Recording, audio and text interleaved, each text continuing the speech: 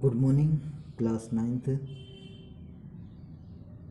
Today your turn in social science. देखिए, social science में आज आपको पांचवा चैप्टर में पढ़ाने जा रहा हूँ। तो सबसे पहले एक चीज़ और समझ लीजिए कि 4 चैप्टर आपके कंप्लीट हो चुके हैं। तो आशा है आपने कंप्लीट कर लिए होंगे, या नहीं किए हो तो उसे कंप्लीट करते रहें, ठीक है। तो चलिए हम नेक्स्ट चैप्टर स्टार्ट कर रहे हैं, जिसका नाम है इंडिया क्लाइमेट, यानी कि भारत की जलवायु। ठीक है, भारत में किस प्रकार की जलवायु है अभी हमने प्रीवियस में देखा था, ड्रेनेज सिस्टम के बारे में, अफवाह तंत्र के बारे में, ठीक है, नदियों के बारे में बहुत सारी जानकारी आपको मिली है। अब हम क्लाइमेट की बात कर रहे हैं, इंडिया के क्लाइमेट की। तो यहाँ पर जो भारत की जलवायु है उसे देखेंगे, किस प्रकार के इंडिया में जो क्लाइमेट है, this type of climate. So firstly we will study, देखेंगे हम इसमें कि क्या पढ़ें। Meaning of weather and climate, यानी कि मौसम और जलवायु से आशय क्या है, ठीक है, इसका मीनिंग देखेंगे। उसके बाद factors affecting climates of India, यानी कि भारत की जो जलवायु है इसको प्रभावित करने वाले जो कारक होते हैं, फैक्टर्स होते हैं, उनके बारे में हम पढ़ेंगे। उसके बाद देखेंगे monsoon, meaning, origin and characteristics, यानी कि मानसून से आशय क्या है, ओरिजिन इसकी उत्पत्ति क्या है, कैरेक्टर उसके जो विशेषताएं हैं वो हम देखेंगे। उसके बाद देखेंगे distribution of prepare and rainfall. अब यहाँ पर तापमान और वर्षा का वितरण है ना, किस तरह से टेम्परेचर जो डिस्ट्रीब्यूशन हो रहा है रेनफॉल में, है ना, तापमान में, उसको हम देखेंगे। Effect of climate on human life, जलवायु का जो है मानव जीवन पर प्रभाव क्या है, किस प्रकार से मानव जीवन को प्रभावित करती है जलवायु, वो देखेंगे, ठीक है। तो चलिए लेट्स बिगिन, स्टार्ट करते हैं कि in the geographical study of place, in the geographical study of a place, country or region, the study of climate is of great significance। यानी कि किसी भी स्थान की जियोग्राफिकल स्टडी में हम बताते हैं ना कि किसी भी स्थान हो या कोई देश हो, ठीक है, या उसके भौगोल, इसमें हम क्या करते हैं, उसका भौगोलिक अध्ययन करते हैं, जिसमें जलवायु का विशेष महत्व होता है, ठीक है।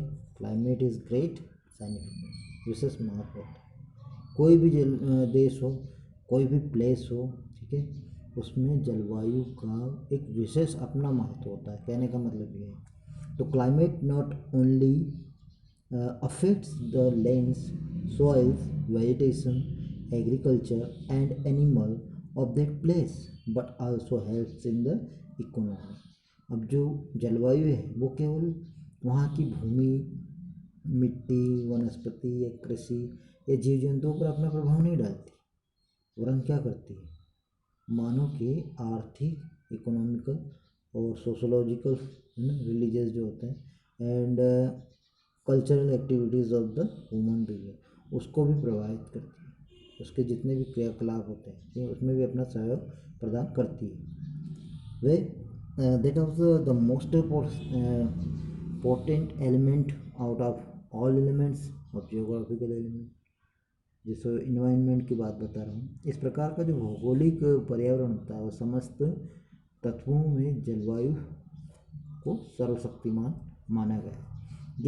यदि मान लो किसी क्षेत्र की जलवायु खराब होगी, है ना, जलवायु अच्छी नहीं, तो उस क्षेत्र की जो क्रॉप प्रोडक्शन है ना, क्रॉप प्रोडक्शन उतना अच्छा नहीं हो पाएगा, ठीक है, जितना हम सोच पाते।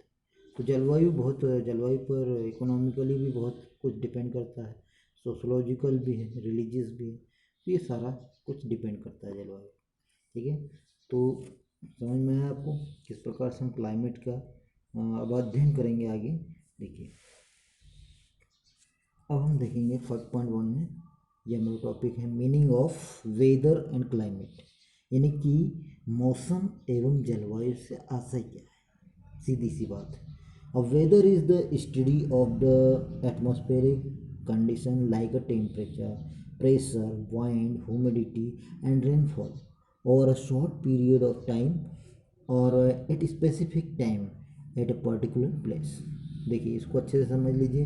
Weather is study of atmospheric condition. मौसम जो है, मौसम से अभिप्राय ये है कि किसी भी स्थान या विशेष के किसी निर्दिष्ट समय के लाइक ए टेम्परेचर, उसका जो वायुमंडलीय दशाओं का तापमान होता है, प्रेशर होता है, वायु दाब जिसको बोलते हैं, एंड ह्यूमिडिटी यानी कि आर्द्रता, और वर्षा से होता है। ठीक है, समझ में आ रहा है। मौसम से क्या अभिप्राय है, किसी भी स्थान विशेष के निर्दिष्ट समय यानी कि उस समय की वायुमंडलीय दशाएं जो होती है, तापमान होता है, वायुदाब होता है, हवाएं होती, आर्द्रता और उस वर्षा से उसका होता है। अब हम क्या करते हैं, शॉर्ट पीरियड ऑफ टाइम और at a specific time particular place. वायु दशाओं में एक प्लेस की बात बता रहा हूँ, वायुमंडल के ऊपर दिस एटमॉस्फेयर, ये सारा जो एटमॉस्फेरिक कंडीशन है, are called the elements of weather and climate. वो तो इसी जिसकी हमने बात की, उपयुक्त दशाओं की, ये ही क्या है, जलवायु और मौसम के तत्व कहे जाते हैं, वेदर एंड क्लाइमेट।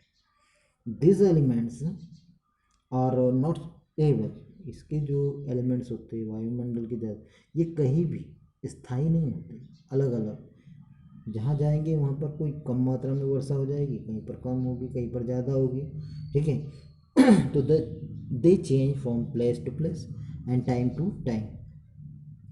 ये क्या है, एक स्थान से दूसरे स्थान पर जाने में मौसम परिवर्तित होता रहता है किसी भी स्थान का। इसलिए हम कह सकते हैं, है ना, कि so the total atmospheric condition of a place for a shorter the atmospheric condition. अब यहाँ पर पीरियड ऑफ टाइम की बात बता दी है कि डेज आर वीक्स। अब देखिए यहाँ पर days or week is known as a weather whereas climate is the sum total the atmospheric condition for a long period of time. देखिए सीधी सी शॉर्टकट में मैं आपको समझा देता हूँ कि जो मौसमी दशाएं जो होती है, ये जलवायु और मौसमी तत्वों से बनती है।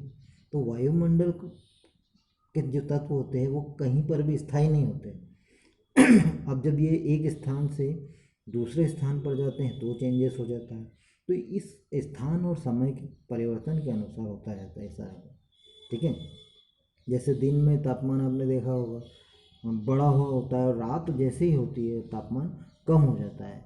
डेज और वीक्स, एक हफ्ते कुछ दूसरा क्लाइमेट होता है, दूसरे दिन में और रात में ऐसे परिवर्तन होते हैं। इस फॉर्म में क्लाइमेट का है।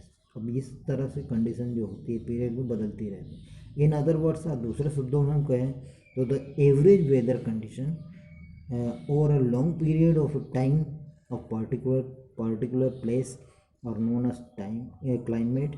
India has a monsoon type of climate. अब दूसरे शब्दों में कहा जाए तो किसी स्थान के मौसम की जो दीर्घकालिक जो पार्टिकुलर प्लेस की नोन है।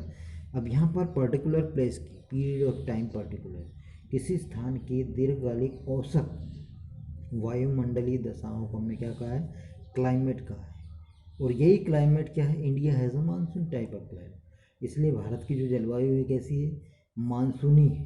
ठीक है, the typical geographical location and vast area of India is responsible for great diversity of climate conditions. यानी कि भारत की जो विशेष भौगोलिक स्थिति है इसका, और जो बड़ा आकार है, वृहद रूप से विशाल और विस्तार होने के कारण ये जलवायु क्या है, भिन्न भिन्न अवस्थाओं में पाई जाती है।